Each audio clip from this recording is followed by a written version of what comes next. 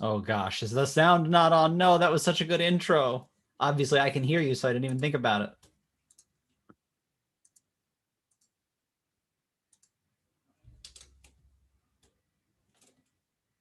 Okay, so remember in OBS, there's the one in the middle, the bottom. Oh, it says Tim is muted. Obviously, you're not really, but you are a separate audio. We are supposed to hear you through your Yeti, so you need to make sure that that is in your OBS.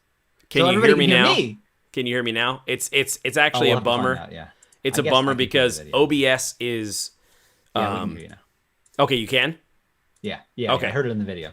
So, I'm going to start over. So let it be written, so let it be done. Yeah. This is Tabletop Terrors, and we are going to decipher. Decipher is anything that I have an idea for that isn't finished. I like to categorize, label things, and this is just a way that I can compartmentalize this in my brain. So James is along for the ride. He doesn't know anything about what I'm going to be talking about, and he is sort of my litmus test, as he has always been in my life, because while you're deciphering, things can be unclear. But we're going to talk specifically about how can you be creative professionally. And so go ahead and post questions, James, if you will take questions down. That would be wonderful.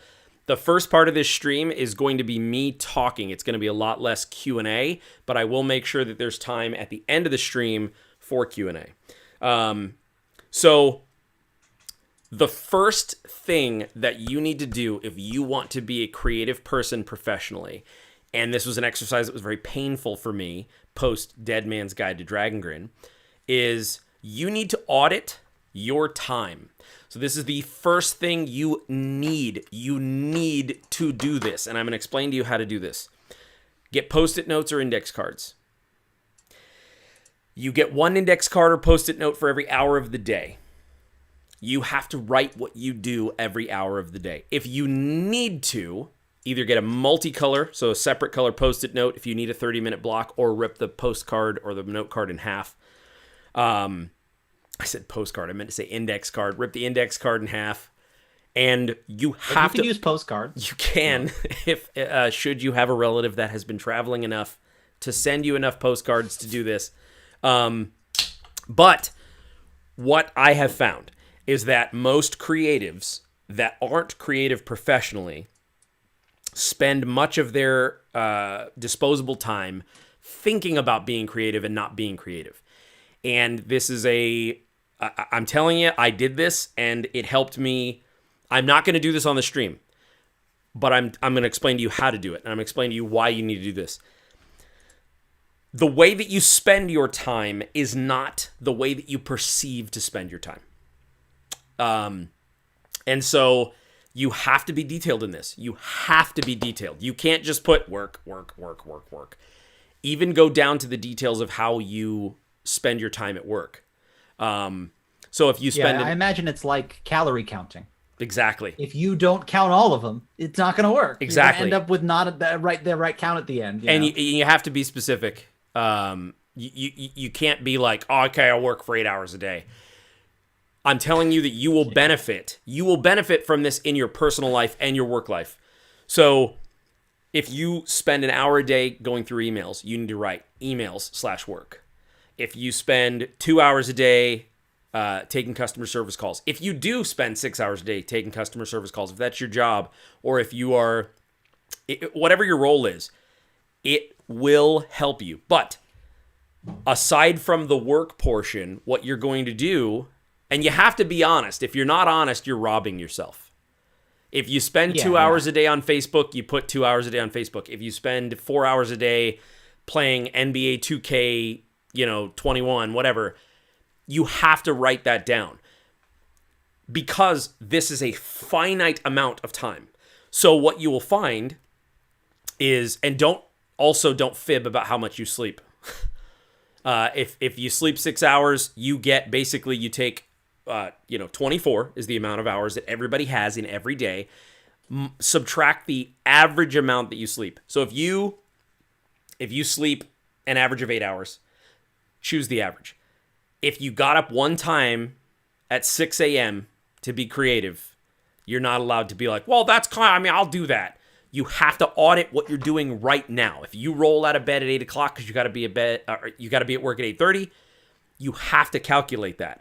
So I would even recommend doing note cards for the amount of hours you sleep, because that could be something that you're missing out on. We'll talk about sleep in a moment, but take stock of what you're doing. When you finish this exercise, you're going to find out where your time is being spent. It's just like doing a budget. From there, you're like, all right, cool. This is what I want to do. This is what I have. Well, how does that help me, Tim? Okay, here's how. You have to set a goal of what you want to do next, and then you have to decide how much time you're going to devote to that every day. So that's the next phase of this. I'm gonna just speak very plainly here. When we were writing A Dead Man's Guide to Dragongrin, I was working way too much. I would work a day job. I would come home. I would eat dinner with my family. I'd spend a couple hours, eat dinner with them, watch a show, whatever, and then maybe not even a couple hours, maybe an hour. And then for the rest of the night, so from about 7 to 7:30 until like 12 or 1 a.m., I would work. It's not a healthy balance, but it's what I had to do because I had the compulsion of a project inside of me that I wanted to finish, and I knew what I wanted it to look like, and that was the time that I needed to spend. If I would have done this note card exercise, then I probably would have realized how unhealthy it was, because I was sacrificing sleep. I wasn't balancing. My family was very understanding. So for me, that was what I needed to do, because I was trying to put out a campaign setting that was 1,000 pages.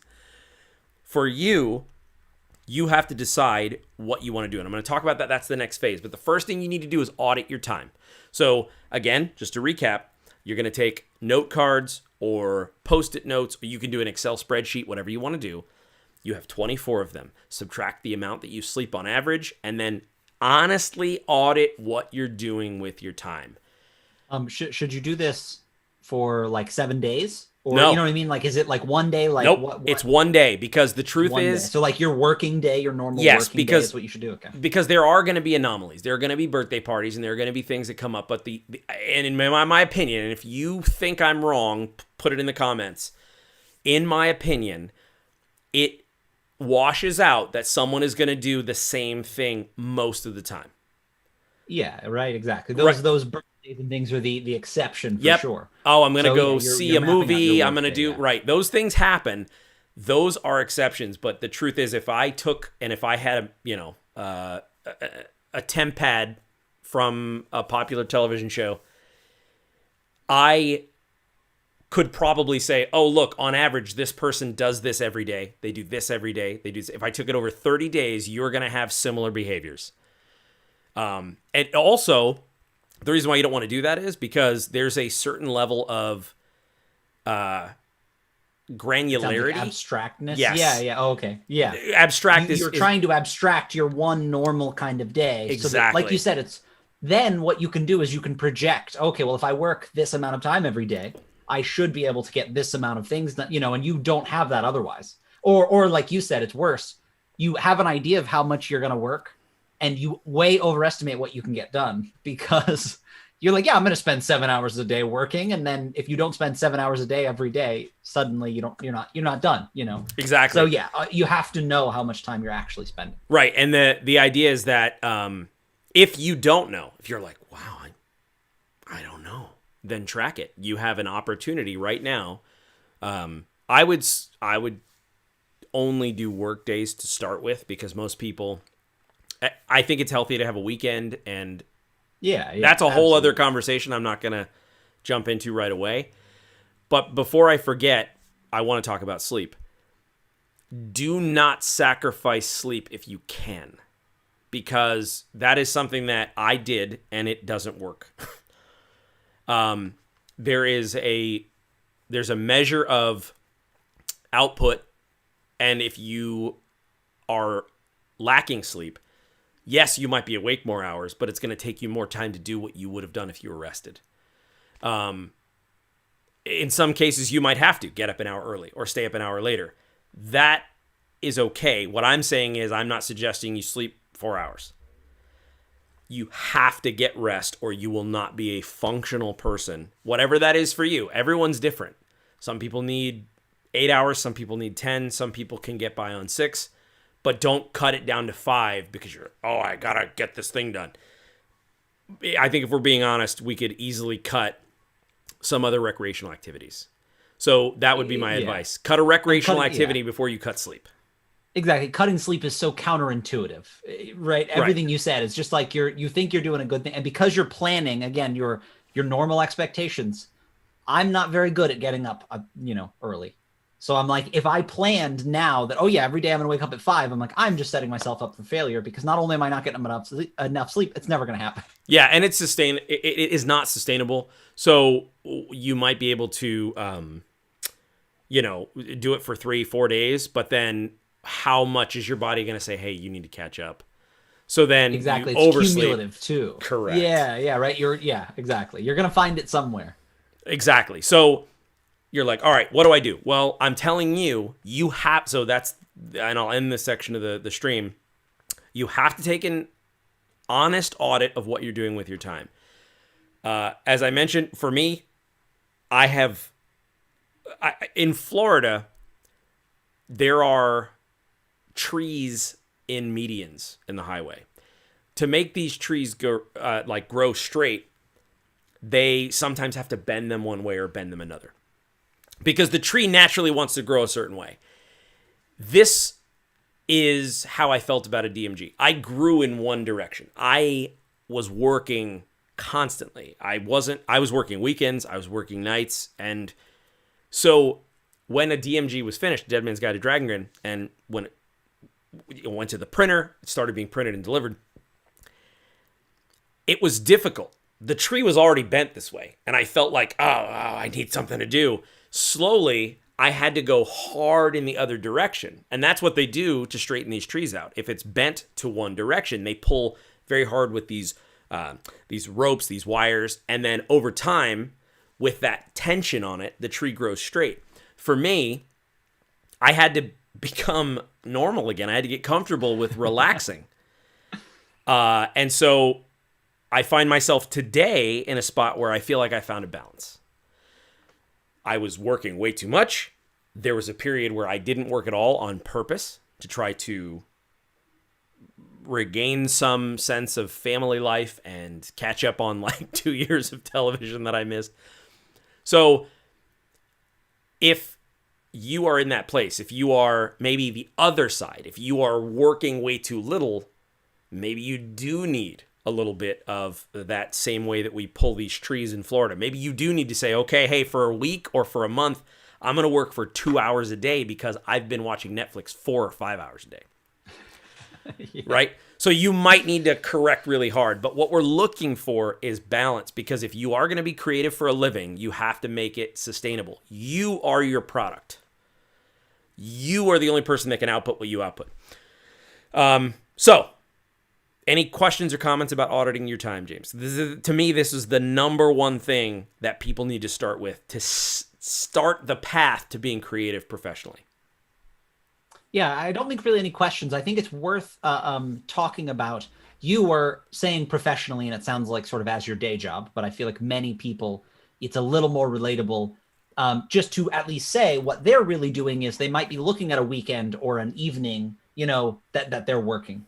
I just wanted to say that if you're not doing it professionally, you can still benefit from this type of thing, because anytime that you decide what you're doing, you should audit.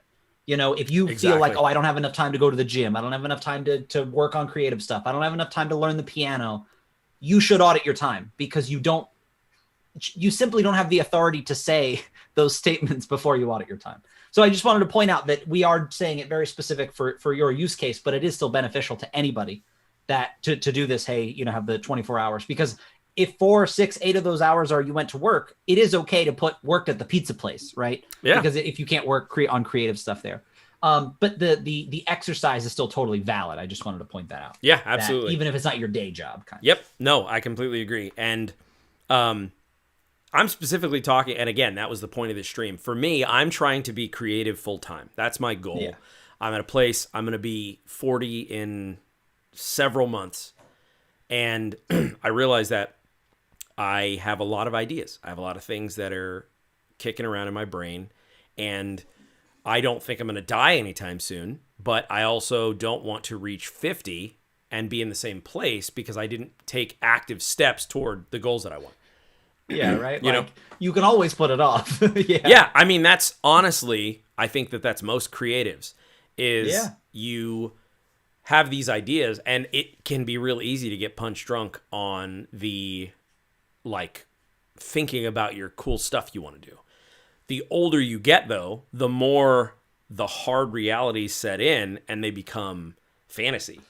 There is a time period, I think, in every person's life where it's much more reasonable because you maybe don't have a family. You don't have specific different responsibilities or things that you're responsibilities is the word. That's probably the way to put it. Yeah. Nobody's relying on you for something. Exactly.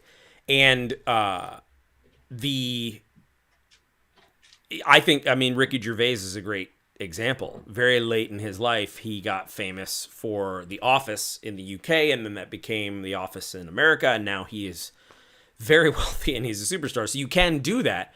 However, it's easier if you get your head around it when you're younger and you have less responsibilities. So then the next thing I want to talk about is where you're at. So we audited our time. We found that we're going to spend an hour or two a day on our goals. So what are our goals? That's going to be different for everybody. We joke around that there's this article about how to get out of debt that has the person in it. It's like, yeah, just have your parents give you $10,000 and let you stay in their house that they bought. Like, the qualifications of the person giving you the advice is very false. I'm going to cop to that a little bit, but I'm also going to say that I earned it. Where I'm at today is 5-6 years into having a tabletop publishing company. So I get that. My goals are going to be different than yours. You might not think that what I'm about to say is going to make sense to you, but I'm going to go into how you can set goals and what you can do very realistically, like today, to try to get to the next step with your creativity. And just real quick, the way I would say that is you just have a different perspective on it based on where you are. Exactly. Right? They're both totally valid perspectives. You're just like, mine might not be yours, and that's okay. But there's going to be some overlap for sure, as you're saying. So, yeah. Exactly. And so, and the way that I have started to put it is this. You are a level, like what, how old are you again, James? I just turned 31. Okay. So you're a level 31 human, and you're a level 5 tabletop RPG designer. Right, exactly. Like, you have to really kind of position it that way. So if you are just starting out today and you're absolutely like, hey, I don't even know what to do. I have maybe you're a level 1 tabletop RPG designer. Maybe you're a level 0. It's fine. For me, and I'll talk about where I'm at and what I'm going to do later. I'll talk about what you need to do now. So there are 2 roads you can go down. I'm trying to be very practical here. You can either start your own company, which is very challenging, especially if you're doing it alone, or you can capture the attention of another company. So I'm speaking very candidly here. In these kinds of videos, sometimes if you... I'm going to give advice. You might try to use that advice on me. It might work. It might not work. It depends on the situation. One of the things that I've learned professionally is if you would like to do a specific job and you want to get hired to do that job, you have to prove creatively, you have to prove that you can do that job autonomous from any company that would hire you. In my opinion, as an example, if you are an artist, you have to prove that you are an awesome artist and show pieces of work that are finished so that a company can look at your portfolio and hire you as an artist. If you are a tabletop game designer, you have to come up with the things that you have written in order for you to get a job as a tabletop designer. This specifically for Absolute Tabletop, when we are looking for freelancers, I'm going to tell you who we look for. We look for the people who are self-starters, consistently active in the community, and have put forth design work that is complete, because we can then look at that design work or their posts or their comments, but more specifically design work. And we can say, oh, that person would be a great fit for the Mecha Hack Mission Manual. It is much more challenging if you are a stranger who doesn't post in the group and have not put forth any work to choose you as a freelancer to jump onto one of our projects. If you have a consistent stable of work, even if, and I'll talk about how you can do this, even if it is things that you don't think are impressive, it will help you. So, what do? Well, pick a system that you're familiar with and make something very small and do that consistently. I'm not impressed personally, and again, I'm speaking raw, bare bones. I am not impressed, nor will I probably have time to read your 80-page document on the system you're building. I don't know it. If you want to impress me with that, you got to run games in it, right? Well, and there's also there's a thing I've heard before. There's a famous letter that was very long, and at the end of it, someone said, "Sorry, this letter wasn't shorter. I didn't have enough time." And it's one of my favorite quotes because Yeah.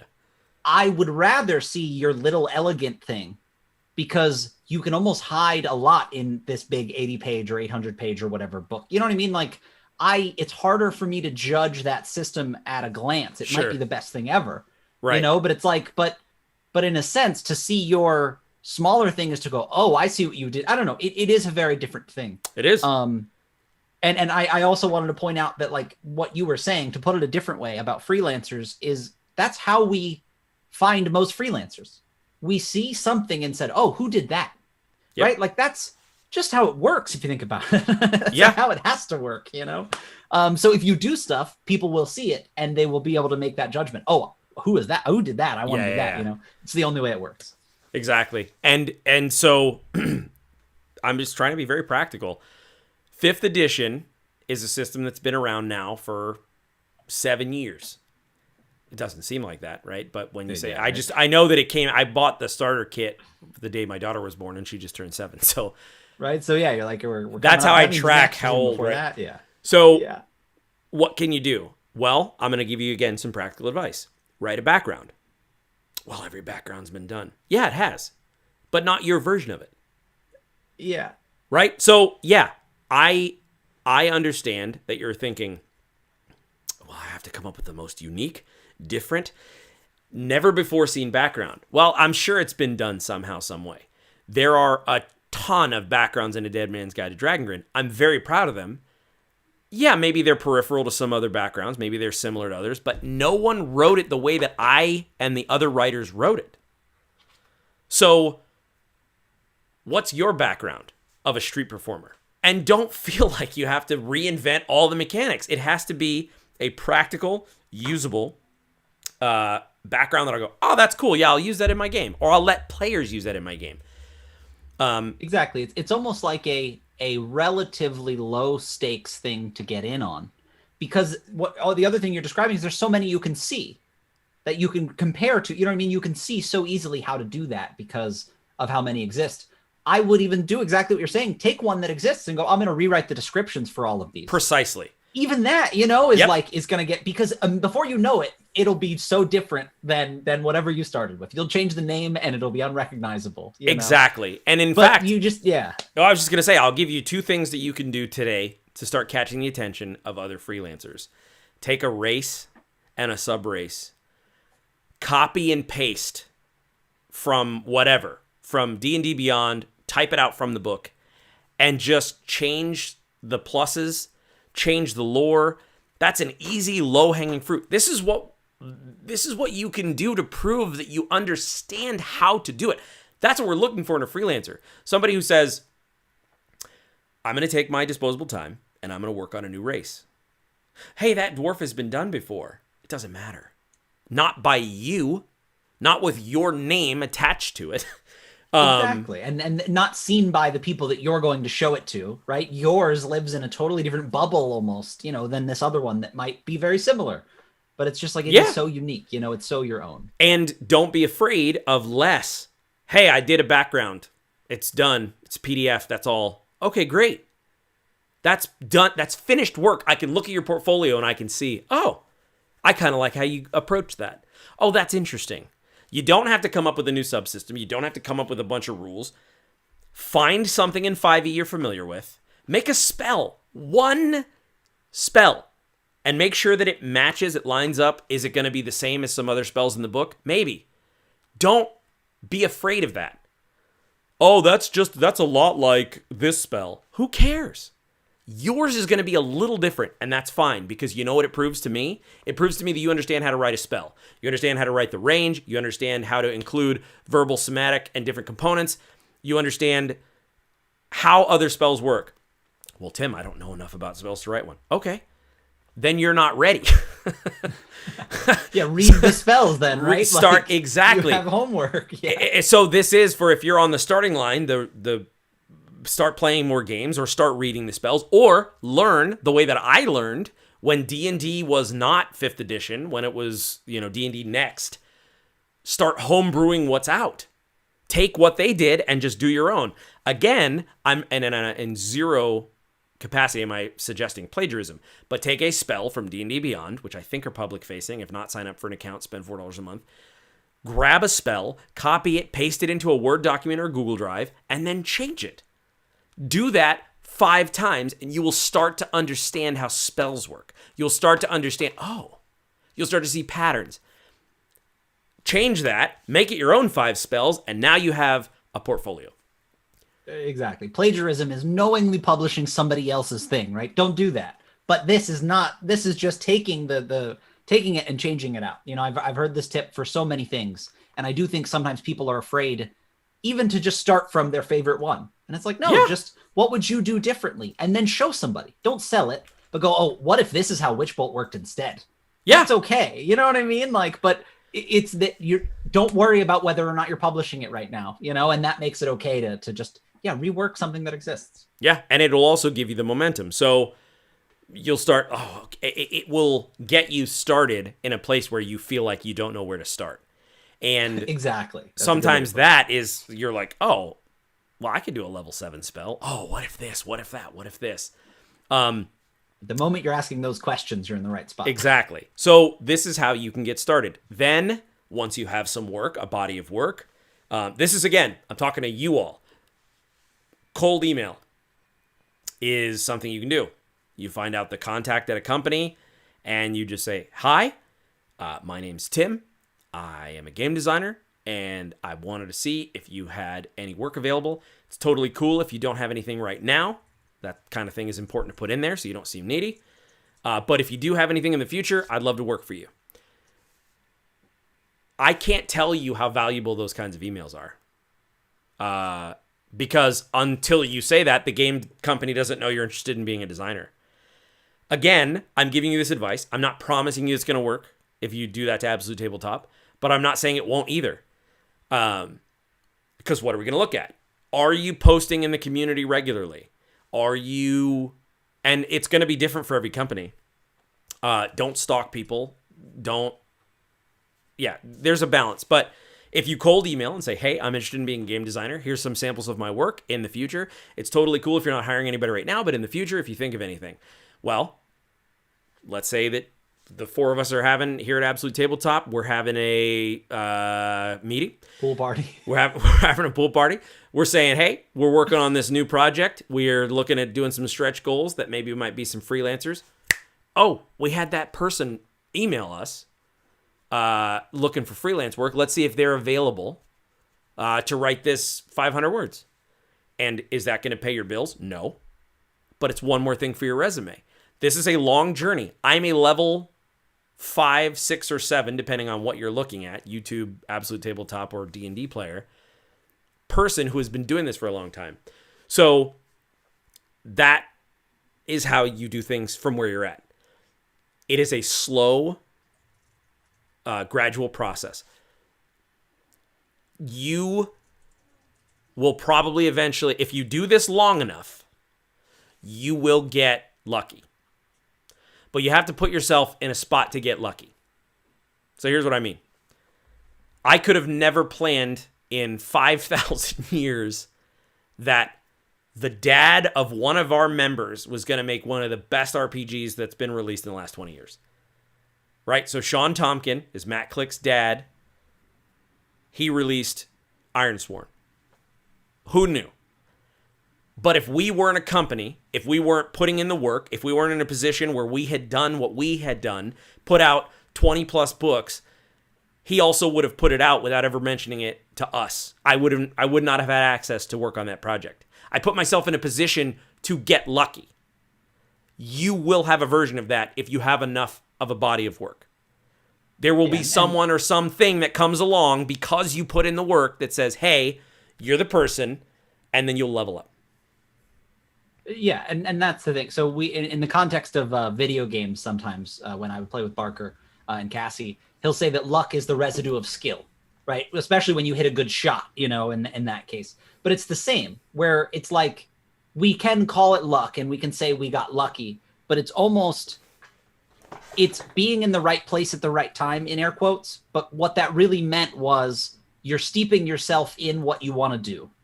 He knew that we were interested because we had a company, and we knew that he wanted to make a cool game because he made a game. You know what I mean? Yeah. Like, yeah. We were the obvious choices for each other. You will have that around you. Like, okay, I recently saw on LinkedIn that a guy that I went to high school with, is now in the Chamber of Commerce in a city near me. That's what it looks like to know a guy at the Chamber of Commerce. I went to high school with him. That is just a function of time in that sense. You know, it's just like you said, you will get lucky, but don't think of it like getting lucky. Think of it like, yeah, we did it. I did it. I released 5 books. So somebody came to me and said, do you want to release the 6th one with me? Like you said, You can't be the person that releases a 6th book without releasing the first one. Yep. And so there's so first of all, if you missed the Jimmy Eat World album Surviving, I give it like 9 out of 10. It's a fantastic album. I used it to write some of Dead Man's Guide to Dragongrin. There's a song on there, and I can't remember the exact title, but I think it's called Diamond. And the chorus is, that's how a diamond grows. You give yourself the right chance over time. Don't listen if they try to sell you something different. It's a great song. The whole thing is like the theme to my life. But one of the lyrics is, you find yourself in the ring for a title fight with only montage training time. That's great. But it's the truth. It's the truth. It's how things work. I can't explain to you the number of times that I have one of the best turns of phrase that I heard was James Cameron said, when he was making the first Terminator movie, it was on a shoestring budget, but he had the whole thing planned, he had the whole thing storyboarded because he wanted it to punch above its weight.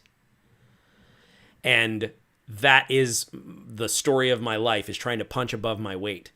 And we'll get into like, okay, what is Tim doing? What do I have right now going on? And what am I going to do? And I see some questions in the chat, but hopefully... I polled for questions for later. So no, that's perfect. That's perfect.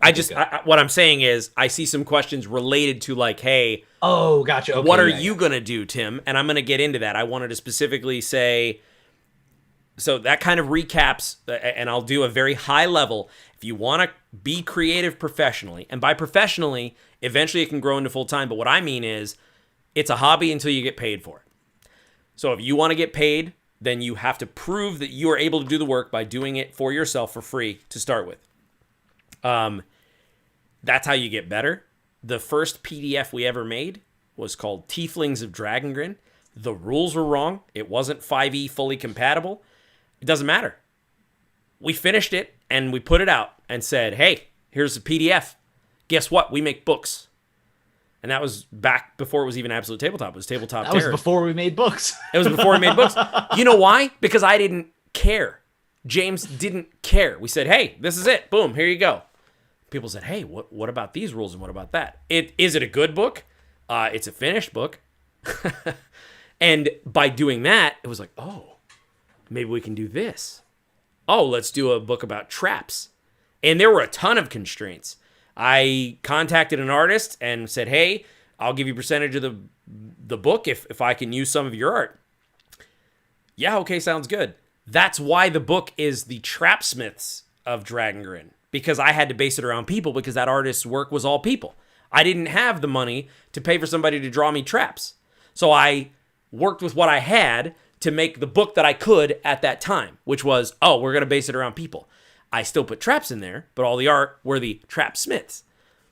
You have to think out of the box. You have to work with what you have, and there are no excuses because you have Google Drive, and if it's a great trap, it doesn't matter the format. People will say, oh, that's a great trap. There are also at least 2 formatting tools online that can make it look like 5e, where you put it in as plain text and then it formats it, I think, either using HTML or JavaScript or something. Yeah. But like you can export it and stuff. Yeah. It makes it look just like the book, yeah. That is not what I'm looking at. If you show me a Word doc that has a sick trap that's well designed and that doesn't have a bunch of like mistakes in it that I thought, oh, I could run that. Okay, in my head, you're a game designer. I'm gonna give you an example. I'm gonna put this out there. Someone who I want to hire at some point because I think they're brilliant is Jeremy Lilly. I don't even know if he knows that. But I'm looking for the opportunity. I don't think so, right? Right. Yeah, absolutely. But that's usually how it works is people are surprised, and you're like, yeah, but I saw your stuff. You know what I mean? Like it, yeah. How in the world did that happen? Well, he runs amazing games. He writes killer subsets of rules. He is a fantastic game master. I want his brain on my project. That's how it worked because I've watched him run games. I've been in some of his games. He posts constantly. He's consistently contributing to the community. And I've seen him at work. So I say, oh, that person, it's like a scout for a minor league team or something. I'm like, that person is very good at what they're doing. I want to hire them to do it if I'm in a situation to do that. So anyway. Oh. I wanted to throw something like little in. Please. Cole says, tell him that. In this situation, you will tell him that when it's time to hire him for the project, right? Not, you know what I mean? Like, for you to go to him, I don't know. I just wanted to throw that out there that I see what the sentiment behind what you're saying, Cole, but like basically what you're saying, Tim, is your plan is to eventually tell him that and hire him on a project. Yeah, and maybe, I just want to make that clear. Yeah. Maybe it is a good time to say, hey, because especially looking toward the future, hey, Jeremy, I really love being in your games. I'd like to hire you at some point. Yeah. That's not bad, but like you're saying, I don't want it to be, because of the way that we do this, there's time constraints. We can work on this when we have time, and so sometimes projects take longer, and I don't want to say that now, and then it's 6 months before I hire him. But I get what you're saying. Exactly. I totally understand the sentiment, and you're right. We should probably say that more often in general, but yeah, it just creates a funny circumstance to say, Michael says that in the opposite. He goes, I'd never say this to her face, but, she's a wonderful person and a great artist. And somebody goes, why wouldn't you say that to her face? I'd never say this to her face. And that's just what it reminds me of. Sure. So I know we have some questions. I've been talking a lot. I am going to quickly touch on some things that I'm going to be doing personally. So now I'm going to give you behind the curtain look of like, well, what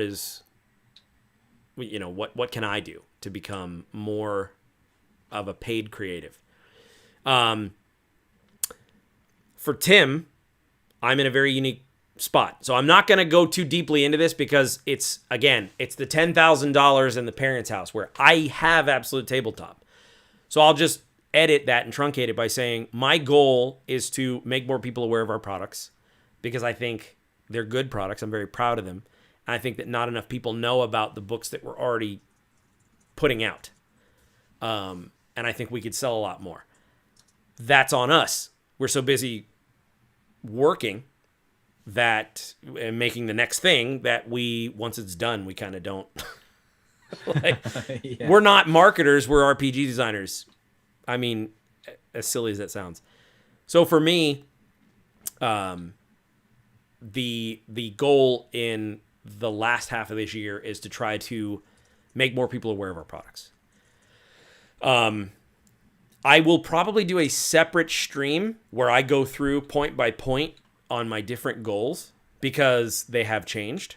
But I just want you to understand, all of you, I will have some sort of streamed show. I don't know what intellectual property, but my goal for Absolute Tabletop is to continue to make awesome intellectual properties.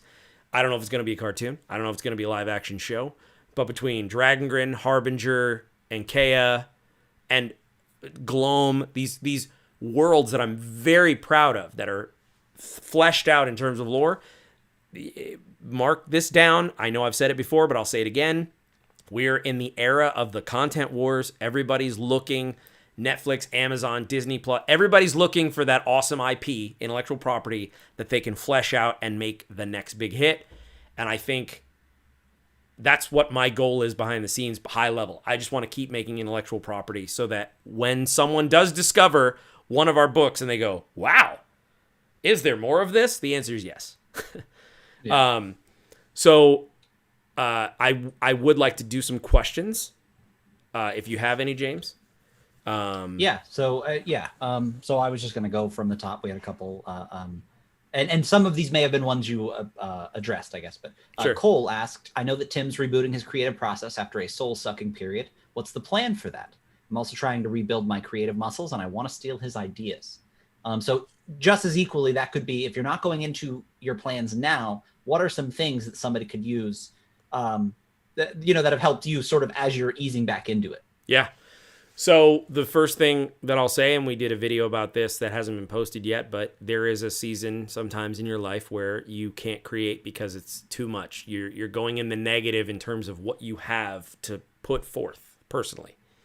It's the first time it's ever happened to me in my life, and it was, like you said, soul-sucking. But as I'm coming out of that, one of the things that I'm focusing on is what I'm calling a new work day. So what that means is from 10 to midnight every day, I focus on what I want to create. So like in terms of stealing my ideas, I would say that the process hasn't changed in this way. I am carrying around what I call the idea net all day, every day. Just constantly dragging the idea net around, right? Oh, this is interesting. Oh, that's cool. What if this? Yeah, I had a thought the other day. And don't edit yourself. Like, this is maybe a stupid thought, but I wrote it down. What if all money went digital? What would happen to the armored cars? Who cares? Well, I care, because you can make a story out of that. I don't know what they would do, but what these bulletproof, fully metal cars, trucks, what would happen to them? And I thought, I don't know. But and that's what's interesting is it asks so much about a world, even just that one little thing, even to come back to it later. Because the point is, okay, who's using them now? Who are these? You know what I mean? You've given yourself a thing that constantly spits out questions in that one little thought. Yeah, absolutely. But I do think that's the biggest thing. Like you said, you wrote it down. Don't edit yourself.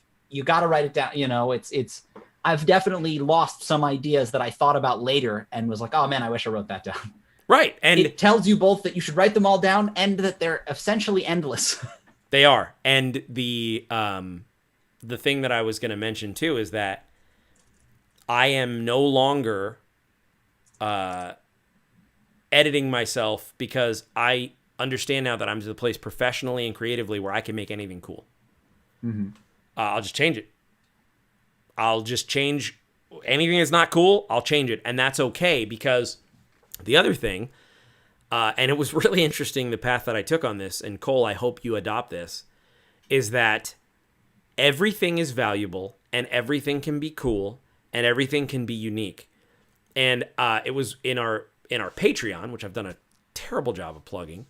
We have a Patreon that helps people learn game design. If you're interested, it's in the link below. But the thing that James shared was it was a video with Paul Simon talking about how he made up Mrs. Robinson on the spot. He's like, yeah, I just needed it. And the do is because he didn't have lyrics. And they were like, you need to play it now for us. Right. So There he's was just just there wasn't time. He didn't have the time to write and edit and create this perfect song. And I realized then that I used to write anything and everything and just put it out in the world. And then as I got more advanced at game design and things like that, I would self-edit. And I would hold myself back with what I even shared or what I decided was written. Your taste is a powerful weapon, but don't let it outgrow your childlike nature of creation. And once I realized that, I was like, I separated it between taste and what I was letting myself create. And I thought, my taste is not involved in this. It is, but I'm not going to let it eat the small seed of this thing that could be awesome. So anyway, exactly. And in a sense, applying your taste to unformed stuff that, like you said, will eventually be cool is unfair as well. it is very unfair. You know, where It's you're like, exactly.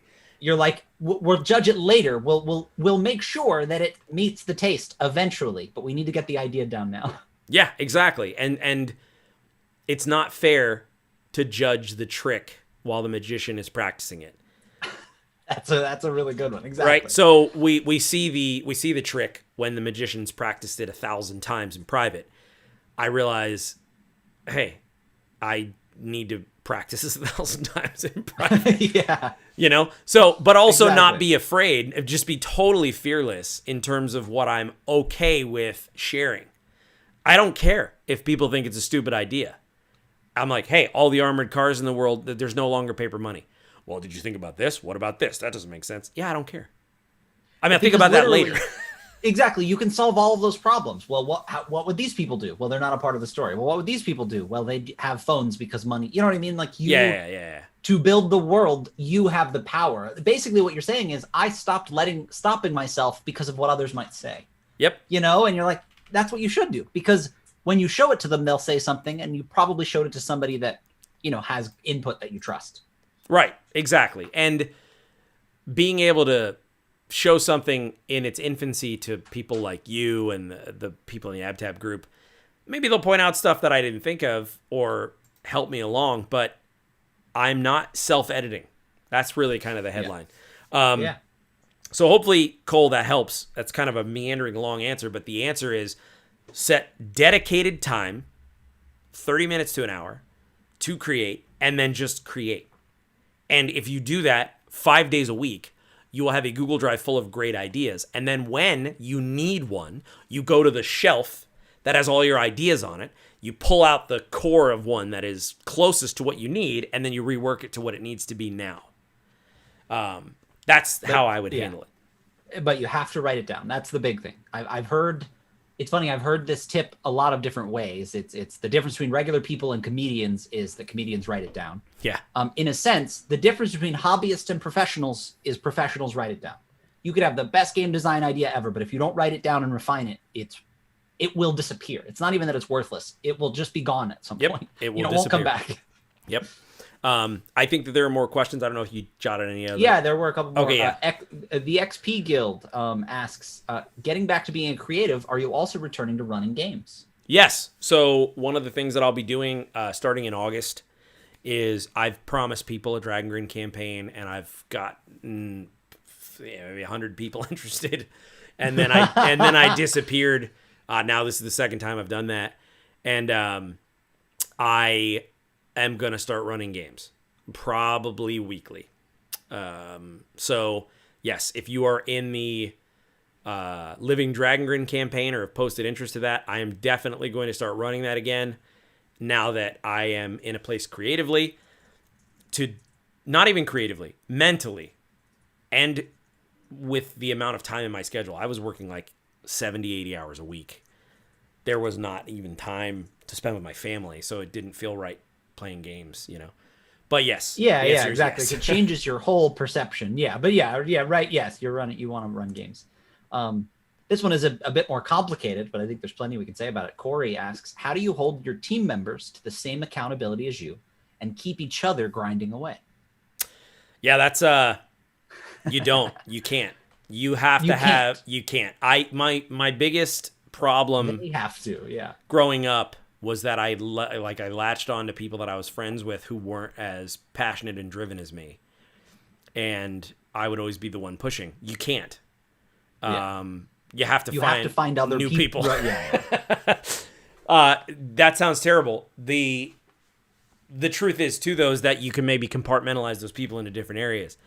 I had creative friends that it was fun to brainstorm with, but those aren't the people that I ended up making things with.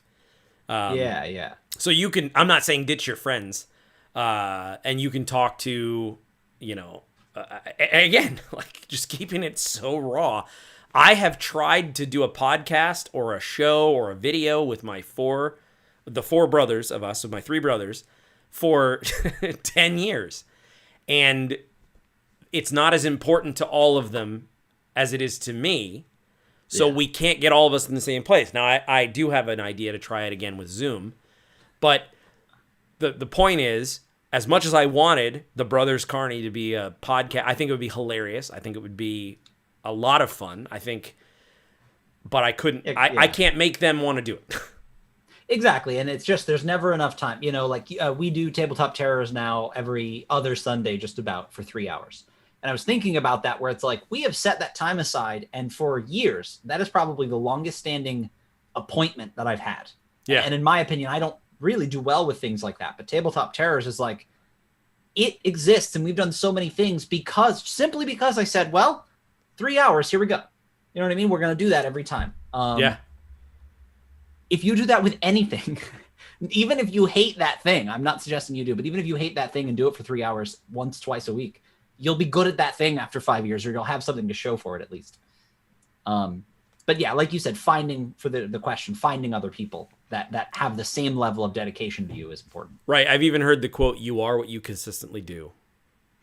I like that. Yeah. And so it's like, what are you consistently doing?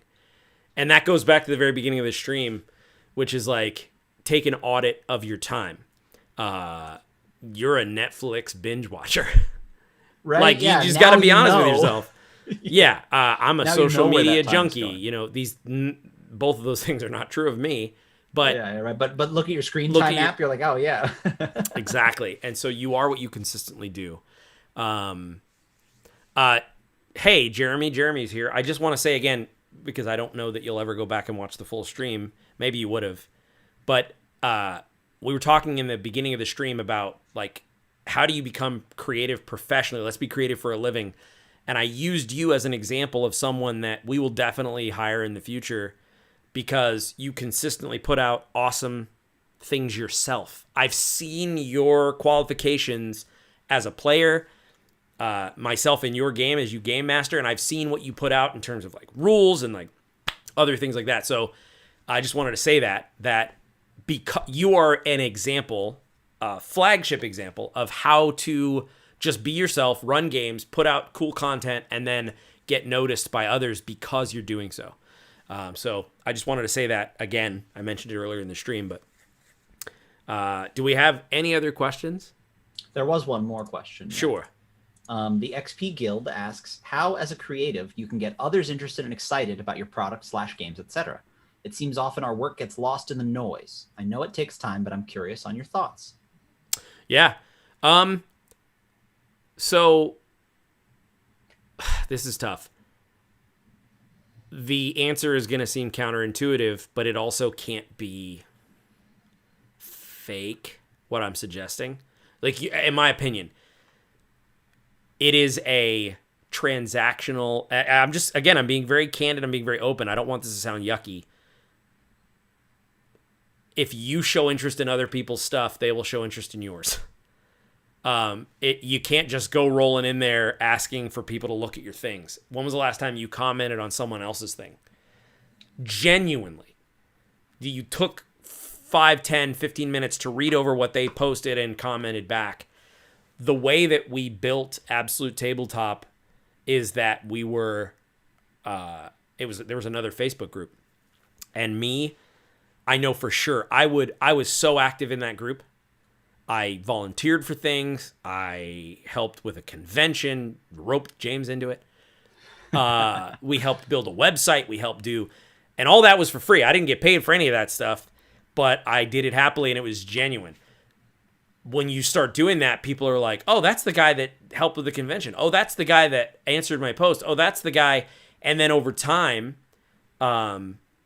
people know you. They see you in the algorithm on Facebook specifically, and they go, oh, that's the guy or the girl or the person who constantly comments kindly on what I ask or what I say. I'm going to look at what they just posted because it has value to me.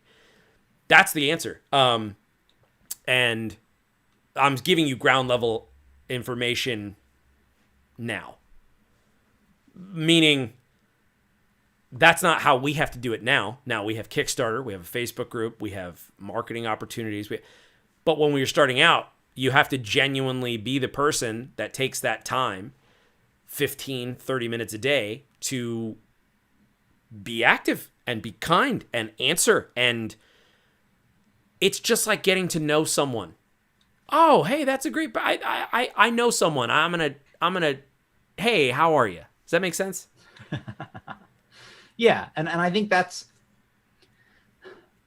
is the most important thing. Is it is you have the awareness that it is a transaction, but it is not transactional in nature. You simply, the way you meet people in that situation is like people, things that like the same thing as you, is you put yourself out there and see who else does the same. And it's almost like a testing ground for people that get along. Because what you have is you have the ability to see what other people say. And what you're describing, Tim, in a sense, is your reputation. Your reputation, in my opinion, ought to precede you. And it should be good. Right? Yeah, there are people that see when you comment, maybe, or that see when certain people comment and go, I want to avoid that person. We usually don't seem to see it the same way, right? It's not even like that you argue with them all the time. There's a reason, an underlying reason. But yes, in a sense, you can find random strangers that will be interested to try out your game. But the important thing is, you're better off if you have people that are interested in anything you made. Because then you can have consistently your friends and these people around you look at everything you make. You know what I mean? Where you could find somebody that's interested in this war game and that would give you good feedback on it, but that'll be harder for each project. You should just have friends that go, oh, that's cool. I've never played a war game, but oh, what do you mean I can't jump? You know what I mean? Like, that's valuable feedback. I don't know. Yeah, so, no, that's really it's hard, but yeah. And there's some good comments here. Like Corey, yeah. Corey says, never expect to get paid for anything. 100% do it because you want it. And that's really where we're at with Tabletop Terrors. We absolutely could, if I understand that our most popular videos are learn to play D&D. If we wanted to grow as a channel and maybe even get more money and whatever, we would just do that all the time. Just do learn to play videos, learn to play, learn to play, learn to play. That's our most popular videos. But that's not why we're doing this. We're making the videos that we want to make. And you have to be okay with doing something because you love it, even if 5 people are going to see it or no people are going to see it. I want to make videos and just being candid. Like there's a part of me that's like, I want to have something that's here after I'm gone. That's helpful. Whether that's my daughter watching back on videos of her dad streaming and being like, oh man, my dad, cause I'm going to be dead someday. What did I do? What did I leave? And hopefully it's helpful. Hopefully someone will watch this 5, 7, 10 years from now, and the advice is good enough that it holds up.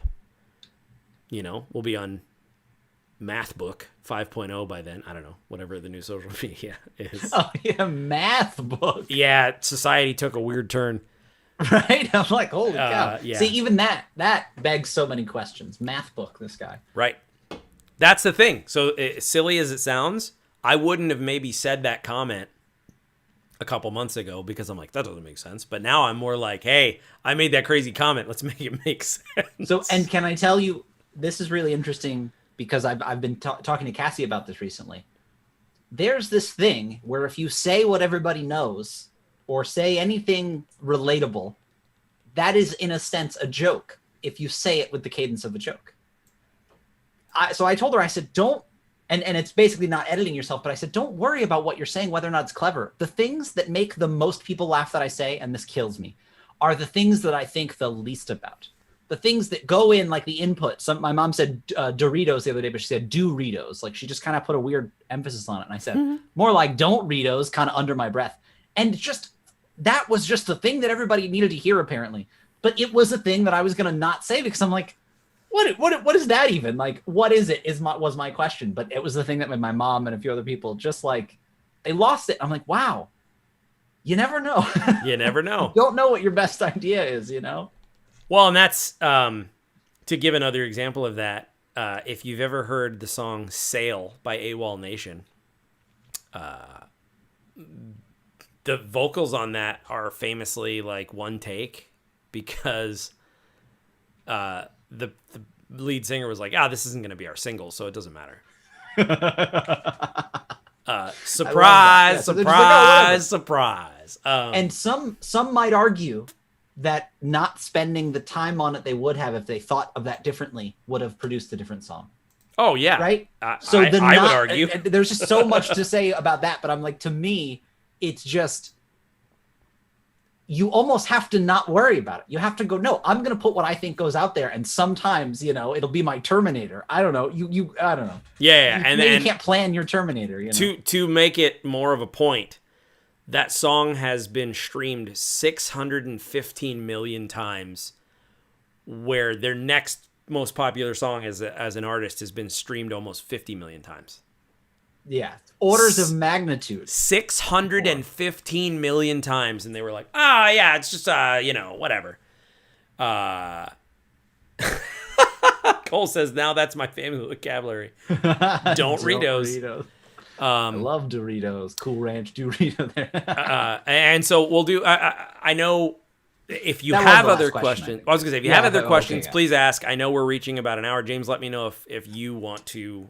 And I'm good. No, I was waiting for you. I'm kind of good. I was like, I'm ready to dive in, and I'm going to go for another hour. I'm kidding. I'm joking unless you're serious. No. Listen, if we got stuff to talk about, I'm down. I'm here for it. Yeah. So don't Ritos, the perfect snack for when your friend Ritos is talking about something, is about to do something foolish. Don't Ritos. Don't Ritos. No. So we have, some people have asked me like, hey Tim, what are your goals?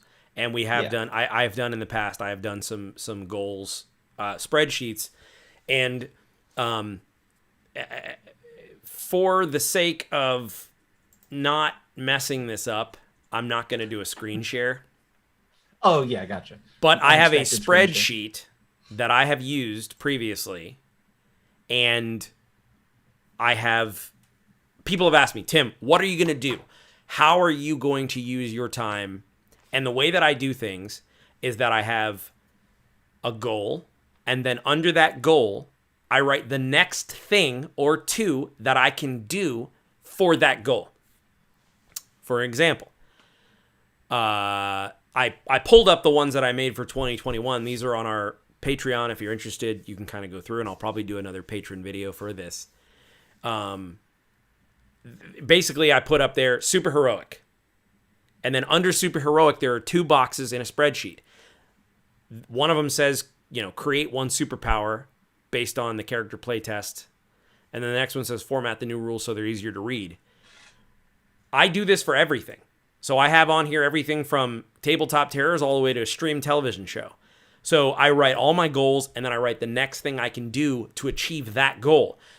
What this helps me do is when I do have that devoted time, I'm not taking mental space and applying it to like, oh, what do I have again? Oh, I guess I could. You just do. And then the other secret I have is from left to right, put them in order of urgency. So the farthest left is going to be Arctur's Vault, because that's a Kickstarter we're about to do. So anything I have to do for that needs to be done faster than things that are like, I want to write comic books based in Dragon Grin. That's way farther to the right. But if I'm feeling it, I can go in that day and say, oh, okay, I'm going to do one thing that helps me reach that goal. That is one of the best ways to do it. And so some have asked me like, hey, have your goals changed? No, I checked the sheet. the sheet is pretty much the same. I want to do all the same things. I haven't thought of anything new. I looked like Keep Growing Tabletop Terrors, come out with encounter kits, a Dragon Grin monster book, Super Heroic, Battle for Arctur's Vault. Like all these things are things that are still in the pipeline. The difference was I kind of put it on pause. So I re-audited all of my goals, and now I'm in a place where I'm going to try to do those things. I'm going to use a far-flung example so that you can hopefully that I will say something that is speaking to exactly where you're at. Because I could tell you my goals of finishing stuff for a Kickstarter, but you might not be anywhere close to even possibly doing a Kickstarter, so that is only just a story to you. It's not real, you know? Yeah, it's not advice. It's not actionable. Yeah. I am nowhere near having any kind of a streamed television show for Dragon Grin. I'm nowhere near that. But what would I do if I wanted to get nearer to that? Well, the first thing I would probably do is do a season 1 outline. Like, what would I think of as like a season 1 outline? Or a lot of shows have something called a show Bible that you would give to a producer. I would maybe start working on the show Bible because Dragon Grin is so big, and I've said this before in streams. Yeah, I say, oh, I want to do a Dragon Grin TV show, but if I got a call from a producer today, I would be caught flat-footed. You'd have nothing ready, right? I don't even know exactly what I would make the show about. Now, actually, that's not true. I have thought, because I thought, okay, if someone calls me and sees this YouTube video, you might think that what I'm saying is crazy to you, but I put nothing outside the realm of possibility. If someone calls me, I have an elevator pitch ready for the concept of Dragon Grin, and I'm going to share it with you now. If a producer said, hey, I saw your YouTube video, I'm interested in maybe making it a show, what do you got? I would say, the lore of Dragon Grin is very rich. I would focus on the region of Grin, because it is the boilerplate of everything that Dragon Grin is based on. Let me pitch you a show set in Grin. Give me some time, but are there any things that you're looking for as a focus? Because there are a lot of pieces to the lore that I can pull from. Is there anything you're looking for? And then if they said, no, it's an open book, I'd say, perfect. I'm going to pitch to you a show that is set in a region called Grin. It's going to be what we set as the benchmark. Think Game of Thrones meets Lord of the Rings if Sauron won. And then what is the day-to-day slice of life of living in a world where the bad people won? And how do you eke by? And we'll do a personal drama story, and it'll be fantastic. And that's my pitch. I'll see you in the meeting. You know what I would do? What? I would do a Castlevania-style cartoon. Honestly, can I tell you, I had the exact same idea. Oh, yeah? I had like, the exact same idea. Fitting. Oh, yeah. Because I want him to fight like that. When I was watching Castlevania, I was thinking, this could be Dragon Grin. And that's maybe a better way to say what I said, right? Is yes, I saw it and I was like, wow, this feels like it could be there, right? Dude, yeah, cool. The animation style, the violence level, and I'm not even saying that Dragon Grin would have to be that violent, but Warren Ellis it's he's a very graphic. And like some of the weapons and the armor, like it just was exactly. Maybe that's the other thing. It's very cool. It's very well done in my opinion. You know, there's a lot of it has cool stuff. Right. And if I had to convince a producer, I would say, I'm telling you that if you handle this right, and if we set up Grin properly, and if we really lay down the lore, and if we make people love this first season, if we do it really well, you will have television for 10 years. Oh, yeah, right. Because the book is full. I was like, we have to establish the baseline of Grin. We have to introduce the Marrow and the Arc-Seers and make people understand the concept of the dark spires of Grin, these towers of the ever-seeing evil looking down on these rolling green fields. And if we can get people to understand that, the spin-offs will be MCU big. You could...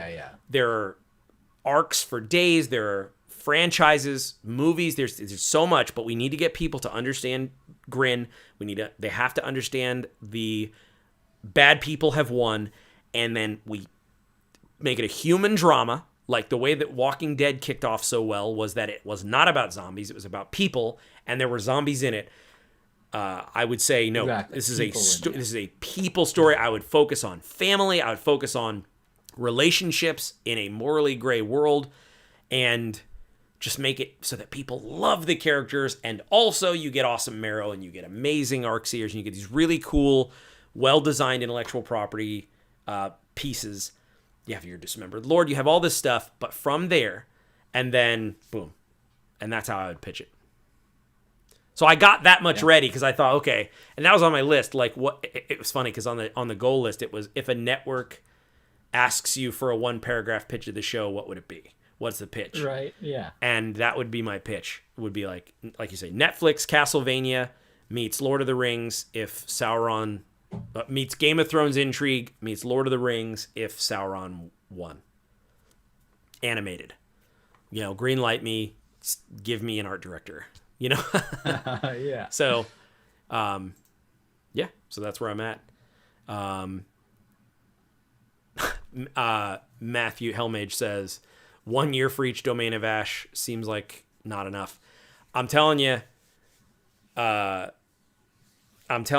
I really believe that it, and of course it's my stuff. I help mastermind, so I get it, but I wasn't the only one who wrote this stuff. There were a lot of really smart people that made it awesome. Way more awesome than I could have done alone. And I think that there is, I'm going to edit the pitch, and I would say with the character likability and sort of the identity of Star Wars, because the cultures in Dragon Grin are so cool because of help from countless freelancers, that I'm like, oh yeah. I think you'd have people that were like Team Granok Thane, like. Yeah, exactly. There's a lot to grab onto. Yeah, because I think that's cool. Corey says it's hard to bring a large setting together and bring it to something digestible. And that brings up part of sort of what you said is you need to give the impression of Grin first. You want that to be the first impression that people get. And that is really interesting because it is difficult because there's so much you will find yourself explicitly deciding they need to know this. They need to know this. I want a war maker to walk by at this point, like those little things that are like, you can't show them everything, but you can show them how much there is. You know what I mean? You can tease it, but that's the hard part about writing a show or, something is you don't have a book to fill with the words. You can only show these scenes or this. And it's like, what impressions are you giving, But no, I think it'd be really cool.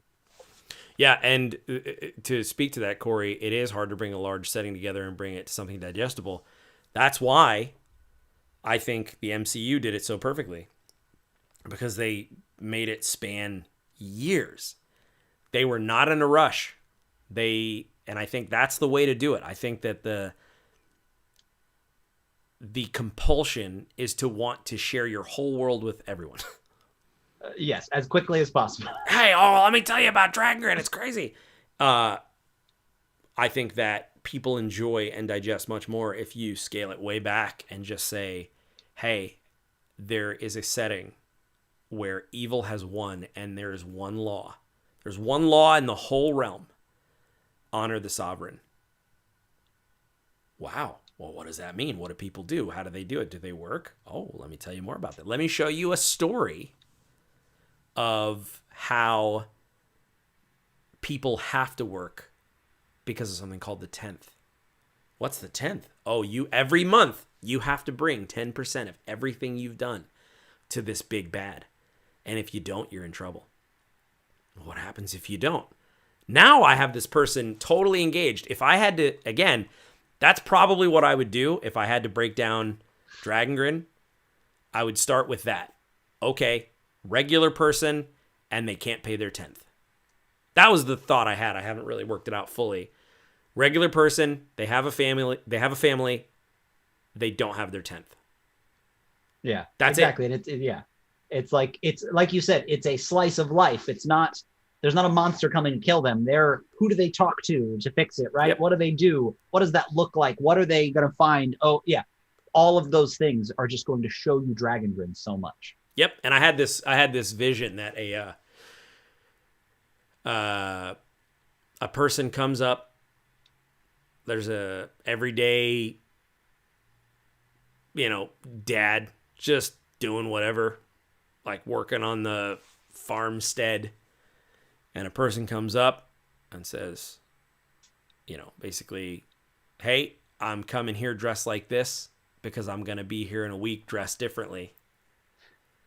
And I'm just letting you know, because you're my son-in-law, that I know you're having trouble.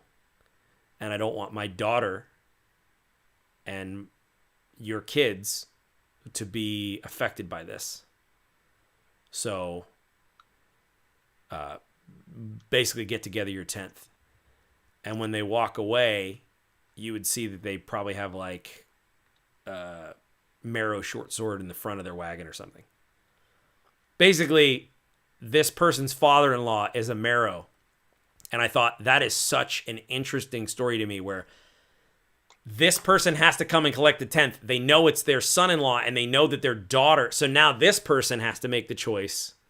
And I thought, dude, you could do a whole 6-episode series of just that story and how it intersects and how they all have to answer to each other and how it works and all that stuff. And so that's how I would probably do the whole first season. It would be someone who can't pay the 10th.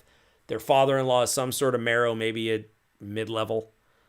And that's it. And then you'd slowly build up over seasons of like, I would spend probably 3 or 4 seasons in Grin alone. Yeah, yeah.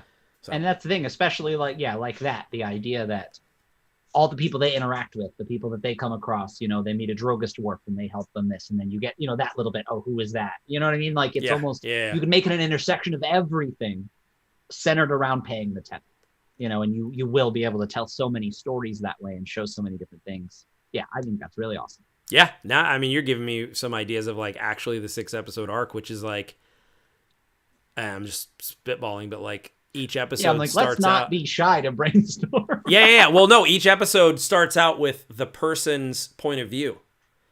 Oh, okay, yeah. So the first episode is the person that needs to pay their 10th. The second episode is the person, like the father-in-law's point of view.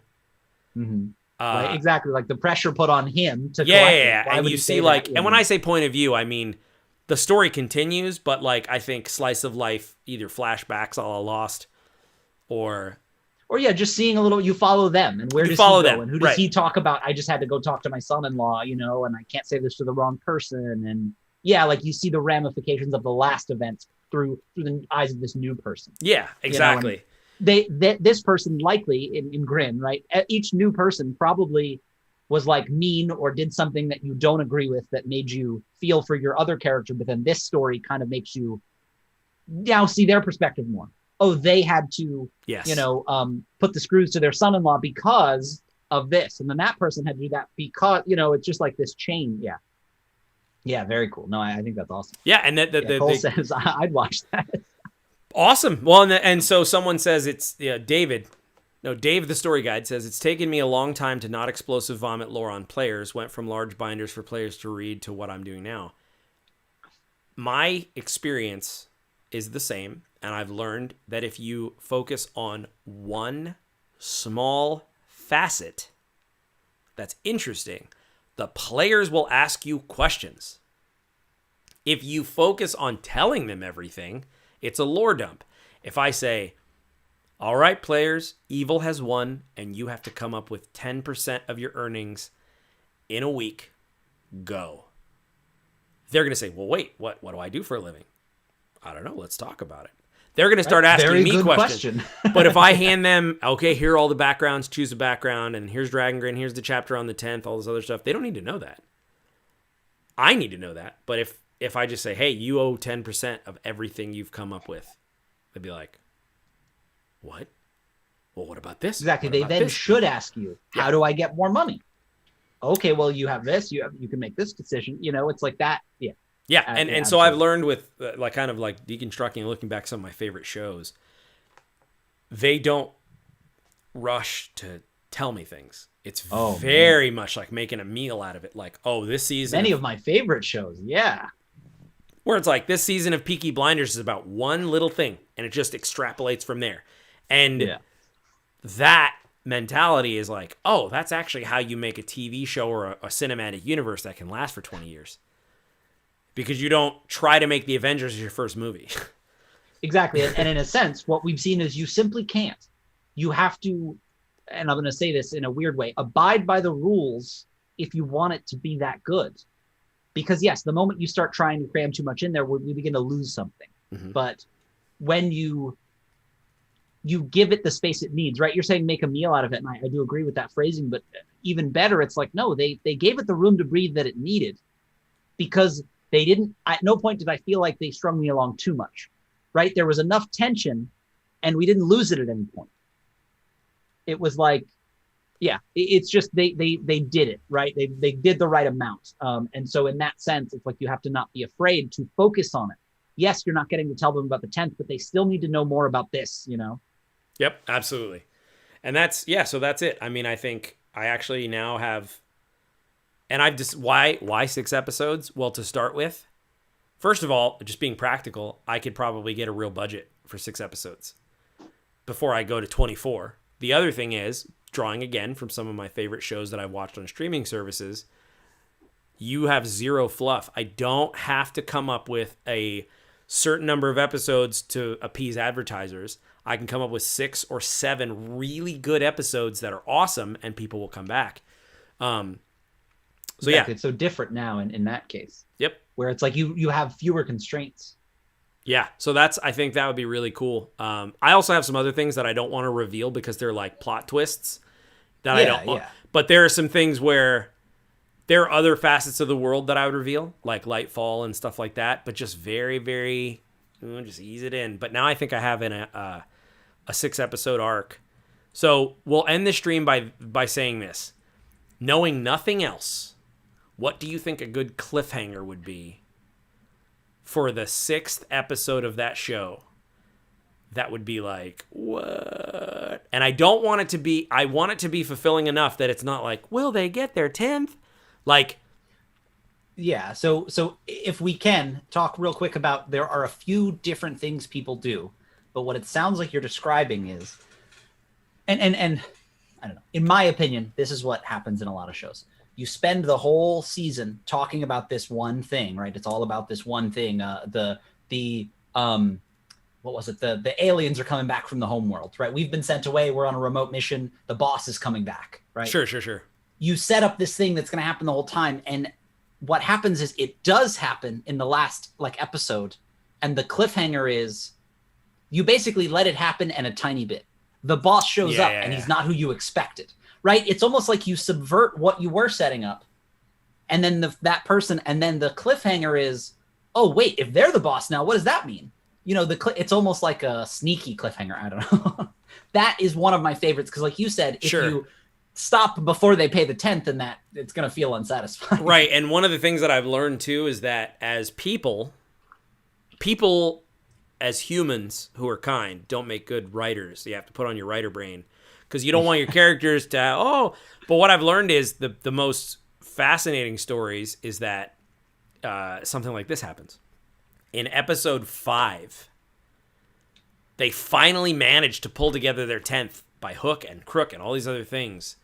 And at the end of episode 5, they lose it again. Or it gets stolen, or... Okay. That's just a good idea narratively. Right, I'm just saying that's a thing. Yeah, I love that. The best thing that you can do in a 3rd act is you run the hero up a tree, you start throwing rocks at them, and then as soon as they figure it out, you burn down the tree. You give them what they've been trying to get the whole time, and you have it destroyed, and then boom. Jeremy, perfect. I was just gonna say, he said, raise questions, build tension, set up action, then abruptly stop. That is the truth for the brain. The brain wants the resolution, so you get it. So what I would do is I would have, and I'll let you say what you were gonna say, James. Oh yeah. Either. Maybe the end of, so I'm going to edit it. The end of episode 5 is the cool, peaceful feeling of, okay, we got the 10th. And the beginning of episode 6 is that they lose it. And the rest of episode 6 is playing out the marrow showing up. And I still agree with what you said, because that's an amazing season, episode 5 cliffhanger, is them losing it. They get it. And I'm talking it falls in a river. Somebody didn't steal it. like, oh my God, we just spent that much time. I don't know. Obviously, there's a lot to be said there, but I prefer you saying at the end of episode 5, because you go Same. into episode 6 knowing that Like, it's like, oh no, they spent 5 episodes trying to find it. What are they going to do now? actually, that is a great idea. So that the middle of episode 5 would be this, like, you know, family time. Okay, we did it. All right, everything's good. And usually in this kind of a scenario, someone's flaw or past choices come into play. Right. Yeah. Something we've set up. Something we set up. Certainly. A nice Chekhov's gun that then fires. If you really want people to be invested, make it something totally unfair and totally out of their control, but also something that they had a part in. Exactly. And something distinctly Dragon Grin. Right? The reason it happens has to be like, oh, that's so Dragon Grin. It should be the heart of, you know what I mean? Like whatever that theme you decide that is, the reason is the inevitability if it gets swept off the, you know, thing, or, you know, something like that. A dragon takes it. I don't know. That's not Dragon Grin, but no, I get you. Well, maybe this is a place to, again, now this is where a writer's room happens. You just kind of go, okay, let's see it. Writing a show. Yeah. But if you really want to describe what Dragon Grin is, it's all of the oppression you're feeling, all of the tenth, all that pressure, all that, and then someone shows up and is basically like, hey, the Crucible says we have to burn this. Oh, okay. Yes, exactly. Like this what? Doesn't make sense. Yeah, like, no, you don't understand what we went through. Yeah, absolutely. And it's the father-in-law. Something like it's that, the father-in-law who shows up, and who has to do it. He's like, I understand what this means. And there's an Arcseer, who basically is like, yep, this has to happen. And the father-in-law is like, I'm sorry. And you don't explain it. You don't explain it. You don't tell him it's the Crucible and all this other stuff. Oh, yeah, no. Because those are the questions that they're asking. They're like, what why? The heck why is he here? Why? You say, I'm sorry. Yeah. And that's the end of episode 5, is the father-in-law, and there's an Arcseer on a mount on the crazy fell beast like thing, like just like waiting in the wings. And then I wouldn't show a Warmaker yet, but there's like a handful of Marrow and this Marrow father-in-law. And you could tell, like, we'd figure out that it's the father-in-law, but he can't take the helmet off. He's a Marrow. Exactly. Like, we would know some other way. Yeah, but like, it's not, it would almost need to be anonymous. But yes, we would be able to tell, right? Like, yeah, he would just be among ranks of others. What could he do? If it was heartbreaking, it would be some sort of a family gesture.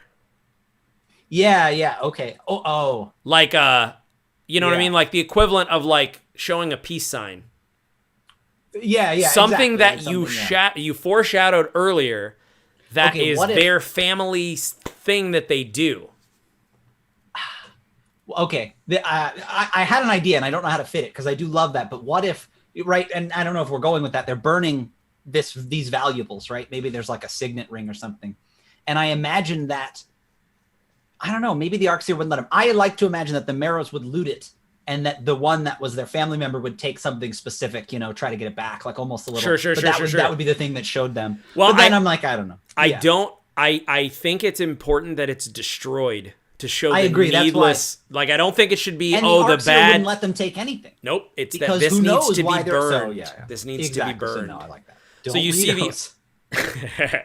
Just, I don't know. And there's some fantastic ideas in the chat, but I think that by the end of episode 6 or the beginning of episode 6, I'd probably start it with the father sitting out at the burnt, like sitting among the ashes.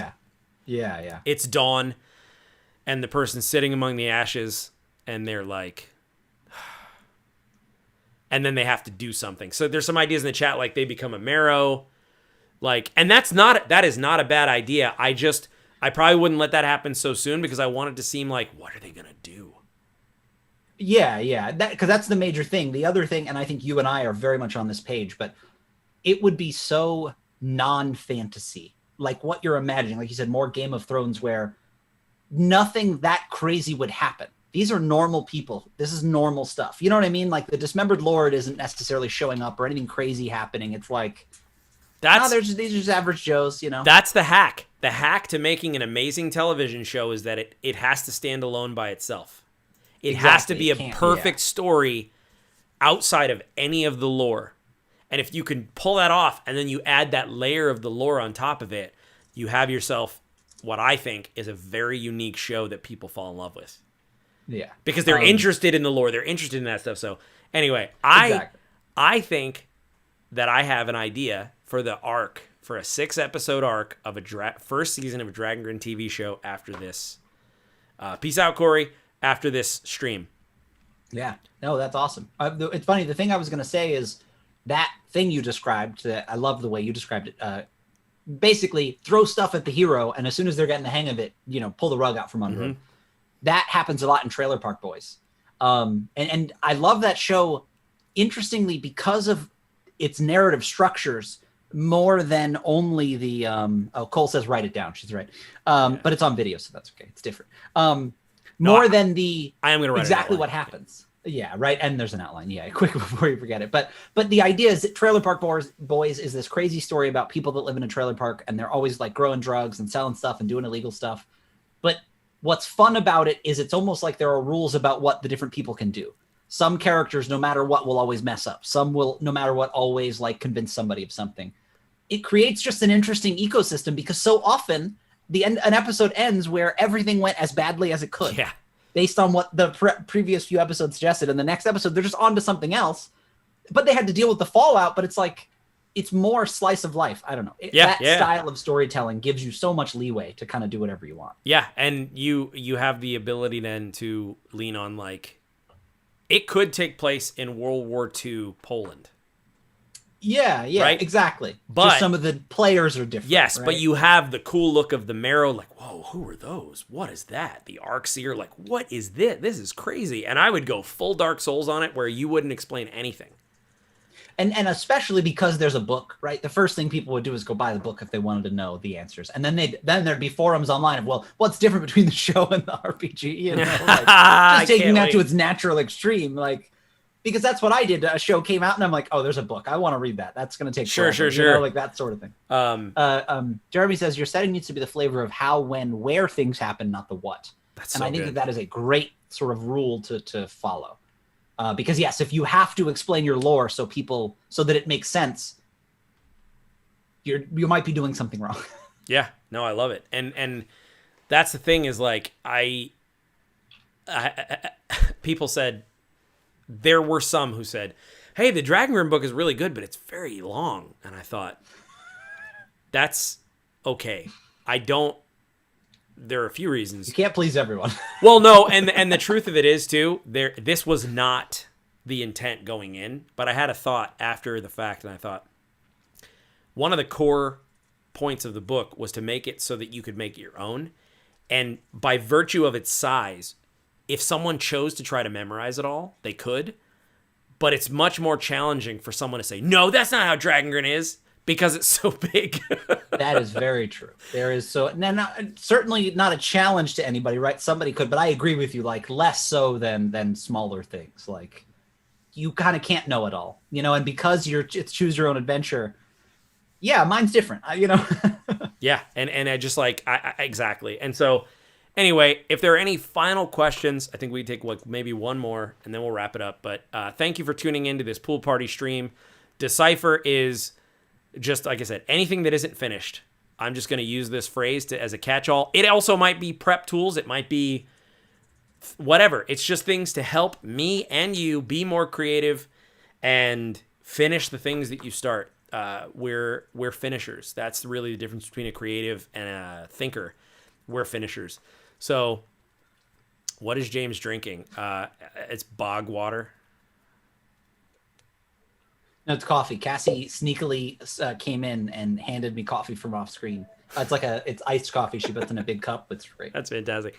I just came in. I didn't know. I'm glad somebody knows. Hellmage said, I'll become the actually guy for Dragon Grin. And he spelled it ACHSHUALL. Actually. So that's what I'm going to be working on today, is the outline for the TV show. And as crazy as it might sound, like, are you really going to make an outline for a TV show? Yes. Because that's the next step to making a TV show. Like, and it's funny, that's so much more approachable now more than ever. Like, there are only more TV shows being made, which means there are only more people looking for the next thing to give somebody money to make. Like, if you don't look at it that way, you'll never be the person that makes a TV show. yeah. Oh, see you later, DBJ. Oh yeah, see ya. Yeah, thanks for hanging out. But yeah, I think for me, that's you know, and I'll tell you this, and this is how we'll end it. If it's delusions of grandeur that make you think you have an idea that could be a campaign setting or anything else, then you have to get over that imposter syndrome. Yeah. I thankfully am wildly overly confident. I do not have imposter syndrome. I do not have imposter syndrome. I probably have the opposite, which is delusions of grandeur. But until somebody stops me, these things keep happening. Yeah, right. Like there are. Yeah, exactly. He believed he could, so he did. Exactly. And so again, eventually, so I'll have an outline, and then I'll start writing a script. And will it be in the right format? No, but I'll figure that out when I get there. Because if I can have a script that I can pitch Netflix, it's like, hey, this is the outline and that's the pilot. If they see, oh, this person gets it. It needs some tweaks, but this is actually a great story and we could probably shoot this. And I'm thinking of a producer that could work with him. Boom. That's it. That's all it takes. And you watch. I also am not opposed to a proof of concept in which we just do an audio drama where I hire some actors and, you know? Yeah, I'm imagining like the like storyboarded. Like we'd have probably people like sketch out like a scene, you know, of like the Arc-Seers talking, you know, like, and it would be Traps Method of Dragon Grin. But it would be the thing that somebody could see and go, oh, I have X amount of dollars. I think we could make a couple episodes. We could do a web show. We could do whatever. But then you're making a TV show. You know, that's it. Yeah. Yep. And then always look at like the first episode of Beavis and Butthead, or sometimes the first episode of Ted Lasso, which is one of my favorite shows to come out in the last 20 years. Is that started out as a joke, but Jason Sudeikis had this opportunity to make this commercial as a joke, so he did, and then later went back to it because it's a proof of concept. I can pitch Apple TV if I can point to my commercial and say, hey, look this is my idea for what I could do with that, and I can make it. And that show is award winning. So, anyway, yes, thank you all. Jeremy, absolutely. You're welcome for the mention. Matthew, everybody, thanks for hanging out. Dave, the story guide. We're going on like almost 2 hours, closer to 2 hours than one. And I'm thankful. Thanks for the pool party. Everybody, thanks for hanging out. And if you are interested in these kinds of things, Decipher is going to become more of a Patreon journey that I'm going to take. I'm going to be doing a lot more of this kind of stuff. If you want to see behind the scenes of me outlining TV shows, and if you want to see me coming up with crazy ideas for all of the things on my goal list, check out our patron tiers on Patreon. Is there anything you want to close with, James? No, this was great. That was really cool. Yeah, not much. This has been a lot of fun. I guess I could say later at 6:00, I believe 6 Eastern, I am doing a stream with Keel. We're going to talk more game design and stuff. So if you guys are looking for something to watch later, catch us there. I'm going to make an event soon and about what it's all talking about. But no, this has been really awesome. Absolutely wonderful. If he has a 3-person overlay, maybe I'll crash that. Oh yeah, totally. I'm like, yeah. Well, because I'm hosting actually, so. Oh, then there will be no overlay. So if you want to hang out, that's totally fine. Yeah. All right. Yeah, let me know. Send me the Zoom link, and I'll see if I'm not cooking dinner or something. Oh, yeah, Cole asks on Keel's channel or here. It's going to be on Tabletop Terrors. We're hosting. Yeah. Awesome. I'll actually make the event. I'm like so bad at that. So. Yep. Yeah. All right. Thanks so much, everybody, and we'll end it with a Tabtarian toast. Sounds good. With your big old tankard of coffee. Right? May you mend the first break. May you kill the first snake. And may you conquer everything you undertake. Yeah. Slancha. I'm going to go write a TV show outline. Write it down.